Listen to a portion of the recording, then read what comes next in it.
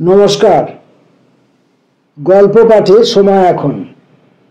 গল্প পাঠের সময়ে আমরা আজকে সুকান্ত লাহার একটি বই, এখনো অনেক পথ, এই বইটি থেকে একটি গল্প পাঠ করব। আসুন। সুকান্ত লাহার এই বইটি বেরিয়েছিল ব্রীহি প্রকাশনী থেকে 2013 ডিসেম্বরে। বইটির প্রচ্ছদ করেছিলেন উৎপল চক্রবর্তী।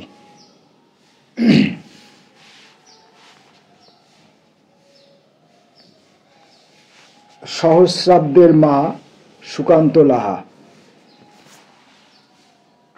ভোরের আলো ভালো করে ফুটতে না ফুটতেই আবার ঘুম ভেঙে গেল ময়নার। ছেলেটা আবার সেই চিৎকার শুরু করেছে। ছেলেটাকে নিয়ে এই হয়েছে এক জ্বালা। সারাদিন এর বাড়ি ওর বাড়ি খেটে দুমুঠো ভাতের জোগাড় করে রাত্রে যে একটু শান্তিতে ঘুমাবে তার উপায় নেই। বাঁ দিকে পাশ ফিরে বুকের কাপড়টা সরিয়ে দুধের বোঁটাটা ঢুকিয়ে দেয় বাচ্চাটার মুখে। আপাতত কান্না থামে। বাচ্চাটার পিঠে আলতো করে চাপড় মারতে মারতে ঘুম পাড়ানোর চেষ্টা করে ময়না। দুধের বোঁটায় লাগানো বাচ্চার মুখটা আস্তে আস্তে আলগা হয়ে যায় কিছুক্ষণের মধ্যেই। ওর মুখ থেকে স্তন সরায় না ময়না। ভোরের হালকা আলস্যে মাথায় ভিড় করে আসে অজস্র চিন্তার দল। ছেলেবেলার সব কথা ভালো মনেও পড়ে না এখন। শুধু মনে পড়ে বাবা মারা যাবার সে দৃশ্যটা। পাড়ার লোকে বাবার মৃতদেহটা তুলে নিয়ে গেল। বারবার আছড়ে পড়েছিল ময়না ওই মৃতদেহটার উপর। পাশের বাড়ির খুড়িমা তাকে তুলে ধরে নিয়ে এসেছিল নিজের বাড়িতে। তখন তার বয়স 7-8 বছর। তো মেয়েটা থাকবে কোথায়, খাবে কি? থাকার জন্য যদিও বা বাপুতি ভিটেটা রইল, যদিও তা একটা দোচালা ঘর ছাড়া আর কিছু নয়, তবু রইল, কিন্তু খাবে কি? সমস্যা বড়ই। সমস্যার সুরাহা করেছিল গাঁয়েরই মানুষ হানিফ মিয়া। সবার সামনে তিনি বলেছিলেন, জন্ম দিয়েই তো মাটা মরেছে, আবার বাপও মরল, তা মা বাপ হারা এই মেয়েটাকে তো আর মরতে দেওয়া যায় না, তাহলে আর গাঁয়ের মানুষ হওয়া কেন? সবাই ধন্য ধন্য করেছিল হানিফ মিয়াকে। হিন্দু মেয়ে ময়না সেদিন গিয়ে উঠেছিল হানিফ মিয়ার বাড়িতে। সেদিন থেকে এক অনাথিনীকে দুটো খাইয়ে পরিয়ে মানুষ করার অহেতুক দায় এড়াতে ছোট্ট এই গায়ের মানুষ হিন্দু সমাজ সাম্প্রদায়িকতার তোয়াক্কা করেনি। তাই আজ যখন জাতপাত নিয়ে এত হইচই, এত গন্ডগোল, তখন বড় হাসি পায় ময়নার। এ কি তবে আরো বড় কোনো দায় এড়াবার চেষ্টা?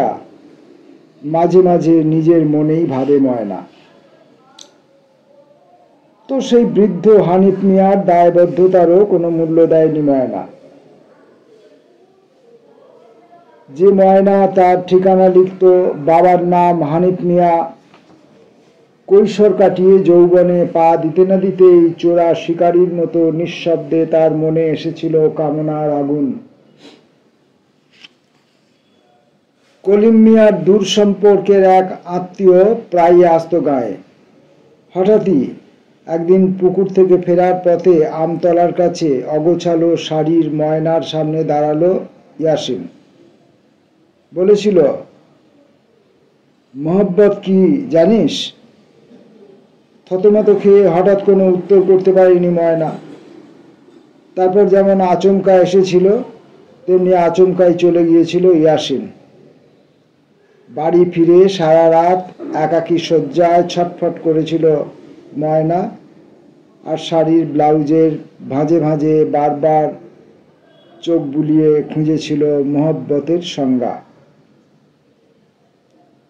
সে বছরই ঈদের রাতে ইয়াসিনের ডাকে সরাসরি চলে এসেছিল আমতলার আবছা অন্ধকারে। কোনো কথা বলার সুযোগ দেয়নি ইয়াসিন।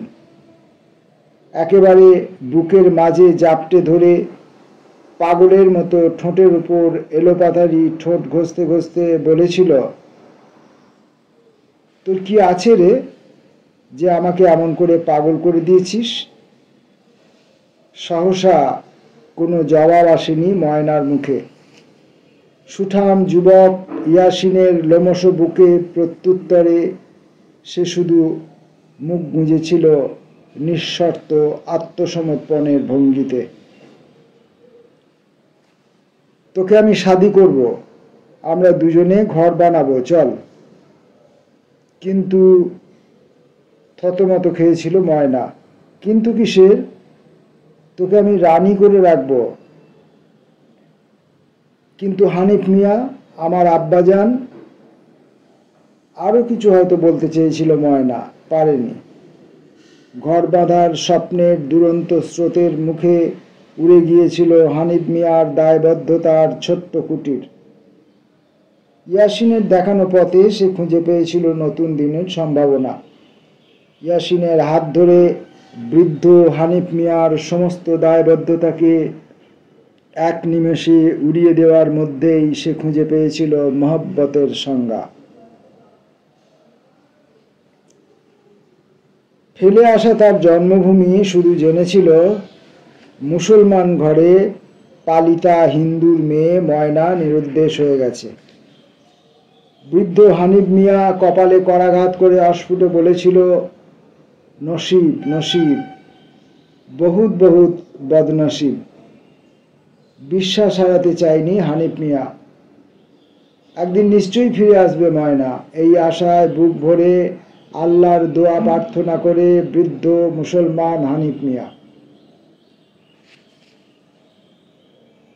সোজা কলকাতায় এসে ময়নাকে নিয়ে ইয়াসিন উঠেছিল একটা বস্তিতে। এক কামরার অন্ধকার একটা স্যাঁতস্যাঁতে ঘরে দুটি যুবক যুবতী মেতে উঠেছিল আদিম খেলায়। সকাল থেকে সারা দিন একা একাই থাকতে হতো ময়নাকে। সন্ধ্যা হলে ইয়াসিন বাড়ি ফিরত, আর কেরোসিনের ভুতুরে আলোয় ভবিষ্যতের একটা উজ্জ্বল স্বপ্ন দেখত ওরা। মনে পড়ে এক সন্ধ্যায় ইয়াসিন ফিরেছিল মুখে চোলাই গন্ধ নিয়ে। সেদিন আলো জ্বালায়নি ময়না, সারা রাত ফুঁপিয়ে ফুঁপিয়ে কেঁদেছিল, আর মাঝরাতে শারীরিক আত্মসমর্পণে বাধা দিলে তার পিঠে গালে এসে পড়েছিল মাতাল ইয়াসিনের চর থাপ্পড়। বুকটা হু হু করে উঠেছিল ময়নার। দু চোখের জলে বারবার মনে পড়েছিল হানিফ মিয়ার কথা, আমি তোর বড় ঘরে শাদি দিব রে বেটি। অভিজ্ঞতায় জেনেছিল ইয়াসিন একটা পেশাদার মাতাল। প্রতিদিন সন্ধ্যায় মাতাল স্বামীর সেবা করে রাত্রিরে তার পাশবিক প্রবৃত্তির কাছে নিজেকে সঁপে দেয়, আর মাঝরাতে লণ্ঠনের আলোয় ক্লান্ত ইয়াসিনকে, ঘুমন্ত ইয়াসিনকে দেখে আপন মনেই বলতো, এর নাম মোহব্বত না রে? তারপর যখন সে তার তলপেটে অনুভব করলো এক নতুন অস্তিত্বের আগমন, তখন একদিন এক সন্ধ্যায় ইয়াসিনের বদলে ঘরে ঢুকলো অন্য একটা লোক। দাবি করলো শরীর। তীব্র আপত্তিতে যখন সে বিদ্রোহ ঘোষণা করছে, তখনই দরজার ওপারে ইয়াসিনের কণ্ঠস্বর, আমি ওকে পাঠিয়েছি। মাতলামির চূড়ান্ত পর্যায়ে তখন ইয়াসিন।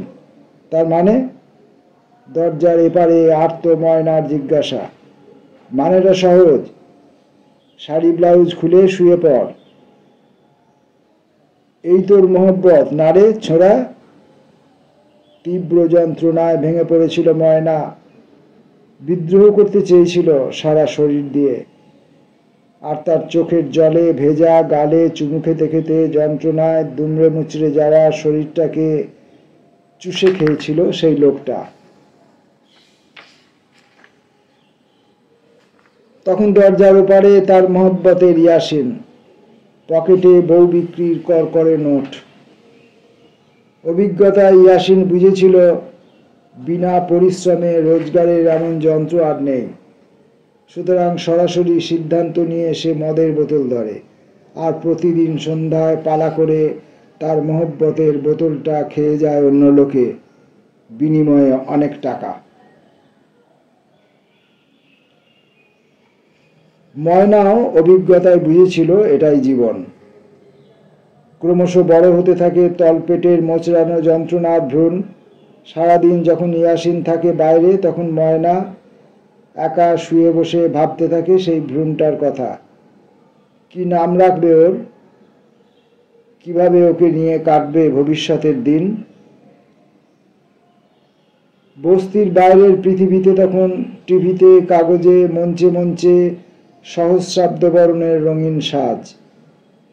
কতজন এ নিয়ে কত আলোচনা করে। সবটা না বুঝলেও এটুকু বোঝে ময়না যে সহস্রাব্দ নামে একটা কিছু আছে। সহস্রাব্দ, সহস্রাব্দ, সহস্রাব্দ। যন্ত্রণাময় ভাবনার মাঝে হঠাৎই যেন সে চাঁদ পায় হাতে, যেন ভ্রূণটা ক্রমশ বেড়ে উঠছে তার রক্তে মাংসে। সে যখন পৃথিবীতে আসবে শিশু হয়ে, তখন নাম রাখবে সহস্রাব্দ। তলপেট ছাড়িয়ে ধীরে ধীরে যখন গোটা পেট জুড়ে তার অস্তিত্ব জানান দিচ্ছিল সেই ভ্রূণ, তখন একটু একটু করে সেই সব লোকগুলোর আশাও কমে গিয়েছিল। আপন মনে সন্ধ্যার অন্ধকারে পা ছড়িয়ে বসে ভাবতে থাকে ময়না, ভরপেট, সন্তান সম্ভবা মাগি বোধহয় ভালো লাগে না ওদের। যাক, তবু স্বস্তি। ইয়াসিন ফিরত অনেক রাত্রে, শুয়ে পড়তো একধারে। দেহের খিদে মেটানোর জন্য অন্য রাস্তাও সম্ভবত সে খুঁজে নিয়েছিল। তবে প্রতিদিনই যে খিদে তার মৃত্যু তা নয়। দু একদিন মাঝে মাঝে রাত্রি ফিরে খিস্তি দিত এক নাগাড়ে। লোকের খেয়ে গায়ে গতরে বাড়ছিস তো বড়, আর আমি শালা উপসী। কেন? মহব্বতের নেশা ছুটে গেল নাকি? তীব্র আক্রোশে কথার চাবুকে প্রতিশোধ নিতে চায় ময়না। নেশা তো ধরেছিল তোরই, তা না হলে পালিয়ে এলি কেন? ভুল করেছিলাম, যা না আবার হানিফ মিয়ার কাছে ফিরে গিয়ে পীড়িত করবে। যা। কি বললে? শালি হিন্দুর মেয়ের আবার মুসলমান বাপ, পীড়িতটা কিসের আমি বুঝি না। সীমা ছাড়িয়ে যাবে না। ঝলসে ওঠে ময়না। হো হো করে মাতাল হাসি হেসে ওঠে ইয়াসিন। শালা একটা বেশ্যার আবার সীমা। ডুকরে ডুকরে কেঁদে ওঠে ময়না। চুপি চুপি তলপেটের ভ্রূণটাকে বলে, তুই তো সব দেখছিস, শুনছিস, তুই এর প্রতিশোধ নিবি। ফ্যাঁচ ফ্যাঁচ করে কাঁদবি না, একটু ঘুমোতে দে। পাশ ফিরে শুয়ে বস্তির ভ্যাপসা ঘরের মধ্যে একটু আরাম চায় ইয়াসিনের অস্থির মস্তিষ্ক। কিন্তু মনে পড়ে তার আগেই দরজায় ধাক্কা পড়েছিল। সচকিত হয়ে বিদ্যুৎ গতিতে উঠে দাঁড়ালো ইয়াসিন। ঠোঁটে তর্জনী লাগিয়ে ইশারায় চুপ থাকতে বলল ময়নাকে। পুলিশ এসেছিল সে রাত্রে। কেন এসেছিল সে জিজ্ঞাসাকে প্রশ্রয় দেয়নি ময়না। কেন ধরে নিয়ে গেল ইয়াসিনকে তার কারণ জানতে চায়নি। আর কখনো জানতে পারলে অবাক হওয়ার চেষ্টাও করেনি। শুধু ভেবেছে পুলিশকেও হয়তো কখনো কোনো আমতলায় ইয়াসিন জিজ্ঞাসা করেছে, মহব্বত কি জানিস? তবু স্বামী তো, মহব্বতের সেই মানুষটা তো, যার সুঠাম লোমশ বুকে একদিন নিঃস্বার্থ আত্মসমর্পণ করেছিল যুবতী ময়না, যার বুকের মাঝে লেখা ছিল হানিফ মিয়ার প্রতি বিশ্বাসঘাতকতা করার ঠিকানা।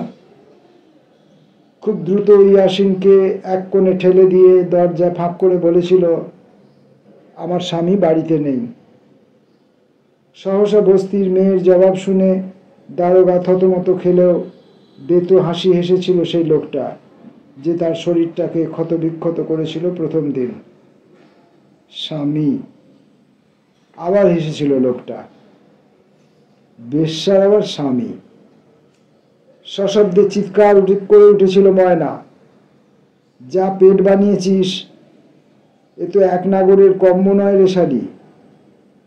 এরপর টেনে হিঁচড়ে ময়নাকে নিয়ে এসেছিল দরজার বাইরে, আর ফাঁদে পড়া হিংস্র জন্তুর মতো ইয়াসিনকে তার বস্তির এক কামরার বেহস্ত থেকে গ্রেপ্তার করেছিল পুলিশ।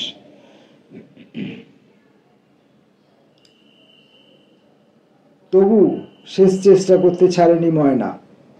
ইয়াসিনের হাত টেনে ধরে রুখতে চেয়েছিল, বিনিময়ে একটা লাথি এসে পড়েছিল ভরা পোয়াতি ময়নার পেটে।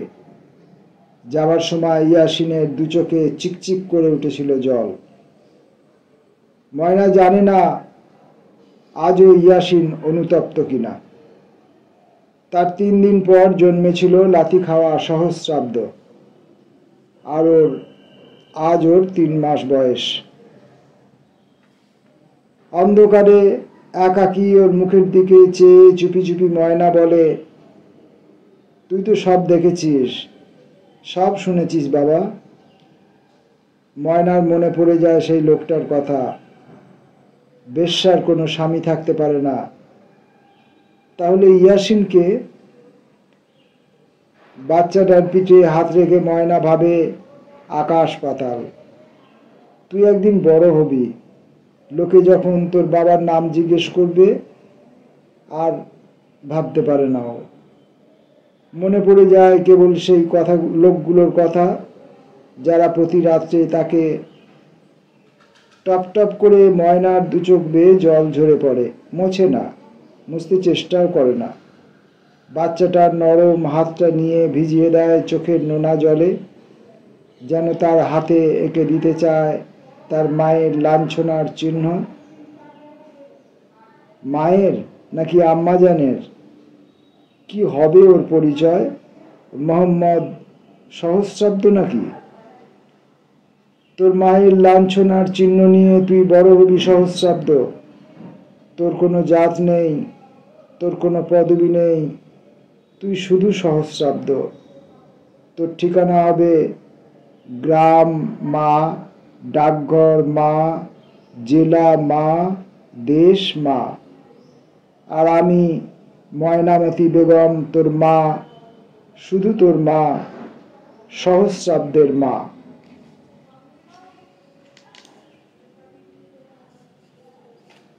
সুকান্ত লাহার এখনো অনেক পথ এই বই থেকে আমরা